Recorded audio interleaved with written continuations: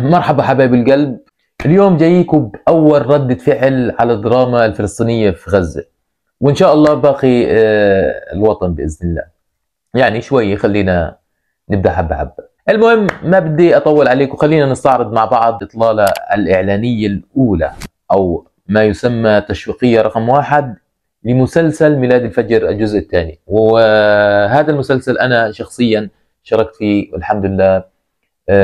كانت يعني خضت تجربة رائعة جدا جدا والحمد لله رب العالمين.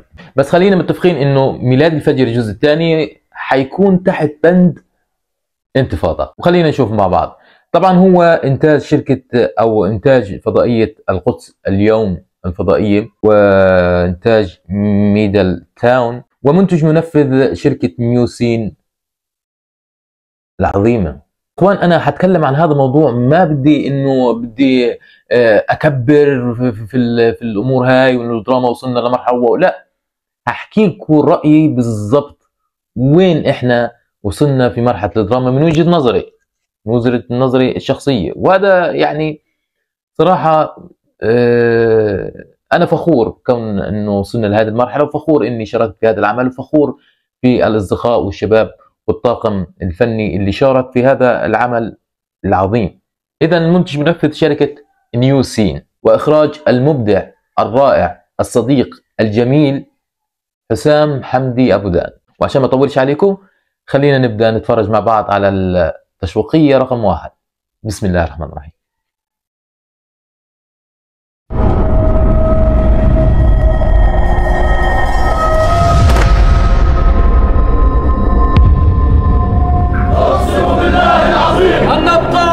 صراحة يعني الدخلة حلوة.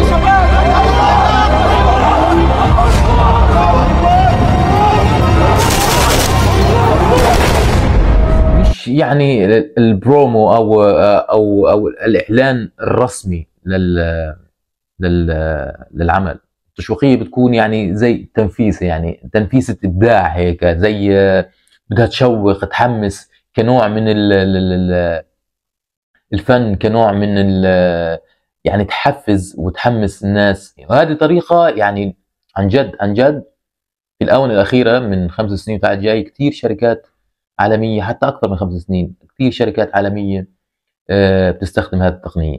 فإنك تصل لمرحلة إنك تعمل تشويقية 1 و2 وكذا وكذا، برافو، كمل. زهراء فكرت انك تطلع برا الدار. فوق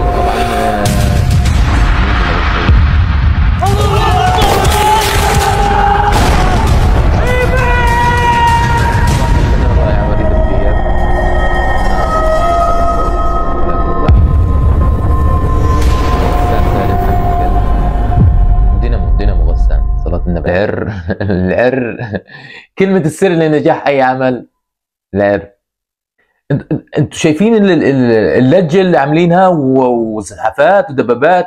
يعني تخيل انت تكون عايش هذا الشعور، يعني بتشوفه فعليا وفي نفس الوقت عايشه ككواليس. انا عشتها، يعني شفت، يعني مش عارف راح تصلكم ولا لا، بس انك تعيش هذه الامور وتعمل شيء رائع وشيء مسلي وشيء يعني ذو قيمه وفي نبل ومسؤوليه، فانك تشوفها مترجمه على الشاشه او على السوشيال ميديا كاعلان او كتشويق، شعور غريب صراحه والله. يعني دبابه والشباب اللي بتزعق وبتروح بتيجي، يعني شيء رهيب. يعني الحدث نفسه كنا متواجدين فيه هيك، وكنا بنخطط شو راح نعمل، والمخرج يحكي اطلع من هون اطلع من هون. فانك تشوفه على الشاشه هيك النهائي، يعني فاينل كات، بتحس في شيء، يعني شعور غريب عن جد، شعور يعني والله بدك تمسك نفسك من العياط، بتحس حالك لانك انجزت او كنت جزء من هذا الانجاز.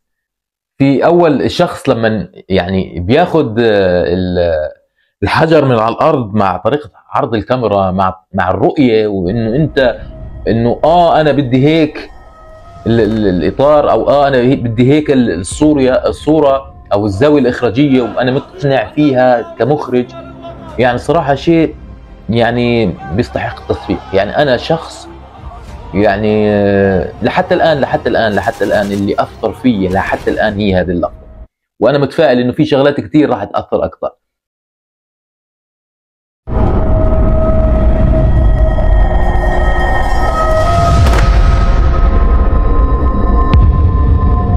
اقسم بالله العظيم ان نبقى مخلصين للوطن.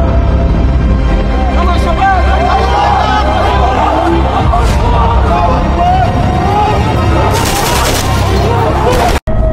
زهراء سكرت انك يطلع برا الدار. افوك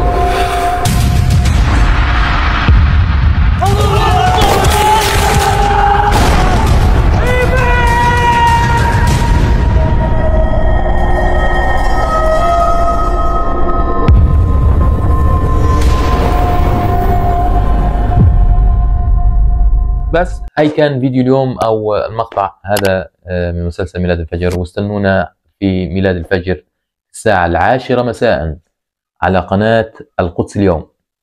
ولحتى الآن يعني راح تنفرد القدس اليوم بعرض هذا المسلسل، وإن شاء الله بيكون بينعرض على كذا قناة، وإن شاء الله ربنا يوفقنا، وكل الأشخاص اللي دعمونا وحفزونا في عملنا واللي بينتظروا هذا العمل، أنا بحكي لكم انتظروا عمل إن شاء الله بيليق في مقامكم. في النهاية حابب أقول للأخ والصديق الرائع أسامة ودان شكرا جزيلا على الثقة الكاملة، وشكرا على إتاحة الفرصة في الانضمام إلى عائلة نيوسين وإلى الانضمام إلى كاست أعمال نيوسين. والحمد لله رب العالمين أدائنا كان يعني مرضي نوعا ما، والحمد لله ربنا كرمنا.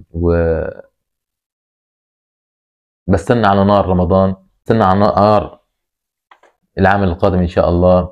وإن شاء الله إذا كان عندي وقت وإذا كان عندي مزاج وإذا كان عندي كثير شغلات ممكن أعلق على الأعمال والحلقات وكذا وإشي في قادم الأيام إن شاء الله. شكرا جزيلا لكم، شكرا لاستماعكم.